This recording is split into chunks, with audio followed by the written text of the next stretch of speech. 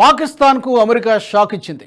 ఆ దేశం తన వద్ద ఉన్న బాలిస్టిక్ క్షిపణి సామర్థ్యాన్ని రోజురోజుకు పెంచుకుంటూ ఉండడంతో అమెరికా వీటికి చెక్ పెట్టింది. ఈ కార్యక్రమానికి సహకరిస్తున్నాయని ఆరోపిస్తూ పాకిస్తాన్కు చెందిన 4 కీలక సంస్థలపై అమెరికా ఆంక్షలు విధించింది. పాకిస్తాన్ దీర్ఘశ్రేణి క్షిపణి ముప్పు నానాటికి పెరుగుతున్న దృష్ట్యా సామూహిక విధ్వంసక ఆయుధాలను, వాటి డెలివరీ మార్గాలను విస్తరిస్తున్న 4 సంస్థలపై ఆంక్షలు విధిస్తున్నట్లు అగ్రరాజ్య విదేశాంగ శాఖ ఓ ప్రకటనలో తెలిపింది.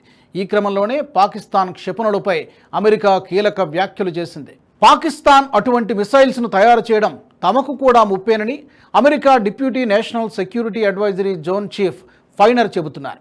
పాకిస్తాన్ దీర్ఘశ్రేణి బాలిస్టిక్ క్షిపణుల్ని అభివృద్ధి చేయడం అమెరికాతో సహా దక్షిణ ఆసియా దేశాలకు పెద్ద ముప్పు అని ఫైనర్ చెబుతున్నారు. అందుకే ఆ దేశానికి చెందిన 4 సంస్థలపై ఆంక్షలు విధించినట్టు చెప్పారు.